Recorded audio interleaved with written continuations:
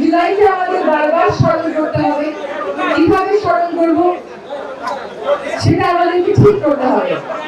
আমরা আজকে এসেছি নারায়ণগঞ্জে, এখানে আমরা একটা স্মৃতিসৌধ, প্রথমবারের মতো নারায়ণগঞ্জ জেলাতে এখানে এসে আমরা শহীদ পরিবারের সদস্যদের সাথে শহীদদের প্রতি সম্মান জানিয়ে এই জুলাই কে মনে করার যে প্রক্রিয়া সেটা শুরু করলাম।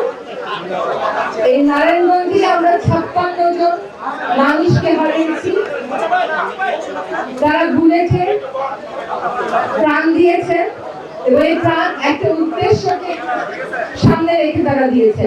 উদ্দেশ্যবিহীন ভাবে লড়াই করে তারা প্রাণ দেননি, একটা সুনির্দিষ্ট উদ্দেশ্যকে সামনে রেখে এই 56 জন মানুষ শহীদ হয়েছে। আমরা বলি যে চলে যায় সে চলে যায়, আর সে তার পরিবারের লোকজনদেরকে রেখে যায়, তাদেরকে এক অর্থে আসলে আর জীবনের মধ্যে তারা আছেন এরকম মনে করার সুযোগ আমাদের কম। শুধুমাত্র 56 জন এই নারায়ণগঞ্জে প্রাণ হারিয়েছেন, তার মধ্যে নারায়ণগঞ্জের ছিলেন 21 জন, 370 জন নানানভাবে আহত হয়েছেন, তাদের মধ্যে 255 জনের তালিকা আমরা চূড়ান্ত করতে পেরেছি, বাকিটা পরীক্ষা নিরীক্ষা চলছে। এই আহত এবং নিহত মানুষগুলোর স্মরণে, তাদের পরিবার যে এত বড় স্যাক্রিফাইস করেছে সেটার স্মরণে আজকে আমরা এখানে জুলাই উদযাপনের প্রথম যাত্রাটা আনুষ্ঠানিকভাবে স্মৃতিসৌধের মাধ্যমে শুরু করলাম। এখানে গৃহায়ন ও গণপূর্ত মন্ত্রণালয় এই আয়োজনটা করলেও এর পিছনে আমাদের রেলপথ মন্ত্রণালয় আছে, তারা এই জায়গাটা দিয়েছেন। আমাদের সংস্কৃতি বিষয়ক মন্ত্রণালয় আছে, মুক্তিযুদ্ধ বিষয়ক মন্ত্রণালয় আছে, তারা সকলে যার যার অবস্থান থেকে এই কাজগুলো করে দিচ্ছেন। প্রথমেই আমি সম্মান জানাচ্ছি সে সমস্ত অকুতোভয় লড়াকু যারা প্রাণ দিয়েছেন, আহত হয়েছেন, যারা প্রাণদান নিয়ে আহত হয়নি কিন্তু লড়াই করেছেন, শক্তি জুগিয়েছেন, সে সমস্ত যোদ্ধাদেরকে, তাদের পরিবারদেরকে, তাদের জন্যই আজকে আমরা স্বৈরাচার মুক্ত একটি বাংলাদেশে দাঁড়িয়ে কথা বলছি। আজকে সম্মান জানাচ্ছি, কিন্তু সম্মান জানানোর সবচেয়ে ভালো উপায় কি?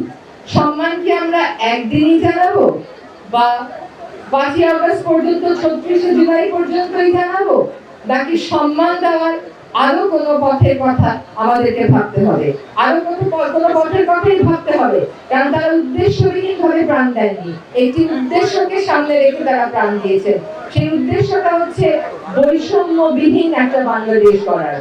আমরা মনে করি যে সম্মান দেওয়ার সবচেয়ে ভালো উপায় হচ্ছে এক, যারা আহত হয়েছে, নিহত হয়েছে, তাদের বিরুদ্ধে স্বৈরাচার এবং স্বৈরাচারের যারা দোষর ছিল তাদের বিচার নিশ্চিত করা।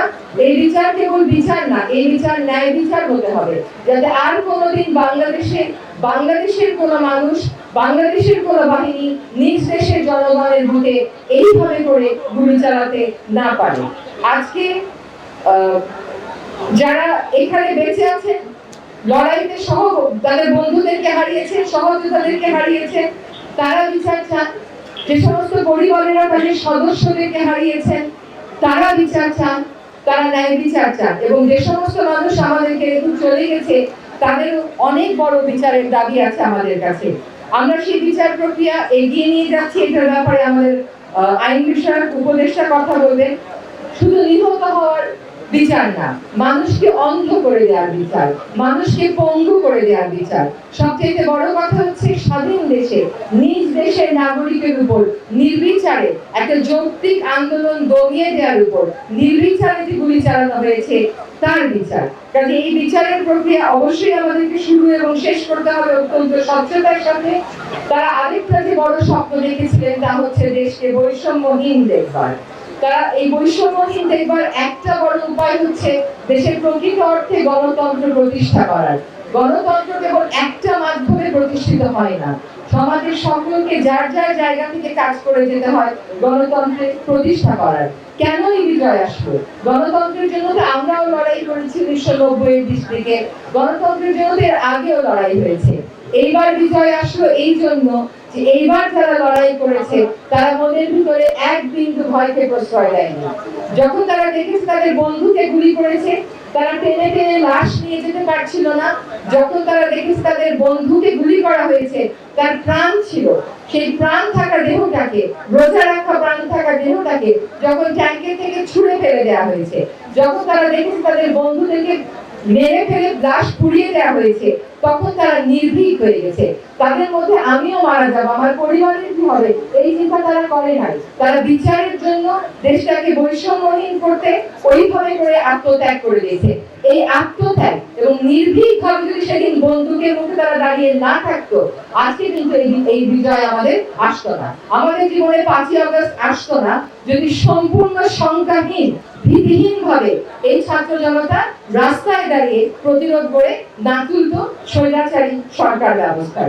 ওদেরকে মনে রাখার শ্রেষ্ঠ উপায় তাই হচ্ছে সকলকে ন্যায় বিচারের জন্য, বৈষম্যহীন বাংলাদেশ গড়ার জন্য, গণতান্ত্রিক বাংলাদেশ গড়ার জন্য দল মত, দল স্বার্থ, ব্যক্তি স্বার্থের ঊর্ধ্বে দাঁড়িয়ে কাজ করে যাওয়ার। আমরা আশা করি সকলেই আমরা সেই কাজটা করব। ওদেরকে মনে রাখার শ্রেষ্ঠ উপায় হচ্ছে ওদের পরিবারদেরকে, ওদের পরিবাররা যে যন্ত্রণাটা বয়ে নিয়ে বেড়াচ্ছে, সেই যন্ত্রণাটা লাঘব করে দেয়া। কেমন করে আমরা লাঘব করব? আমরা লাঘব করব হচ্ছে দলীয় স্বার্থ, ব্যক্তি স্বার্থের ঊর্ধ্বে দাঁড়িয়ে এই আত্মবিসর্জনকে সম্মান দিয়ে একটি প্রকৃত গণতান্ত্রিক, ন্যায় বিচার ভিত্তিক এবং বৈষম্যবিহীন বাংলাদেশ যে গড়ার কাজ, সেটা শুরু করে দেওয়ার মাধ্যমে এবং সেটা একটা কাঙ্ক্ষিত লক্ষ্যে পৌঁছে দেওয়ার মাধ্যমে। আজকে তাদেরকে আবারও অনেক গভীর শ্রদ্ধার সাথে স্মরণ করছি।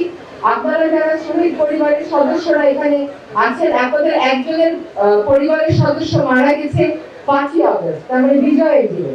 আমরা হয়তো বিজয় উদযাপন করব, কিন্তু এই পিতা, এই মাতা, ওই পরিবারের ভাই আর বোন ওই বিজয়কে তখনই উদযাপন করতে পারবে যখন ওই লড়াইয়ের যে উদ্দেশ্য ছিল সেটা আসলে আমরা অর্জন করতে পারবো। আপনাদের সবার কাছে আহ্বান জানাচ্ছি, দেশ গড়ার এই সংগ্রামে সতর্ক থাকবেন, সজাগ থাকবেন, সচেষ্ট থাকবেন। আজকে যারা আমাদের ছেড়ে চলে গেছেন তাদের জন্য দোয়া করবেন, তাদের পরিবারের জন্য দোয়া করবেন, বাংলাদেশের জন্য দোয়া করবেন, প্রার্থনা করবেন। আমরা আপনারা একসাথে মিলে এই আত্মত্যাগের বিনিময়ে একটা সুন্দর, ন্যায়ভিত্তিক, সাম্যভিত্তিক বাংলাদেশ করব, এই প্রত্যাশা রইল। ধন্যবাদ। ধন্যবাদ মাননীয় উপদেষ্টা মহোদয়। আমি সম্মানিত সুধী, আপনাদের অনেক ধন্যবাদ জানাচ্ছি আপনাদের সহযোগিতার জন্য। এরপর যে উপদেষ্টা পরিষদের সম্মানিত সদস্য, মাননীয় উপদেষ্টা জ্ঞান ও গণপূর্ত মন্ত্রণালয় এবং শিল্প মন্ত্রণালয় জনাব আদিলুর রহমান খান, স্যারকে কিছু বলার জন্য আমি বিনীতভাবে অনুরোধ করছি। জনাব আদিলুর রহমান খান, মাননীয় উপদেষ্টা।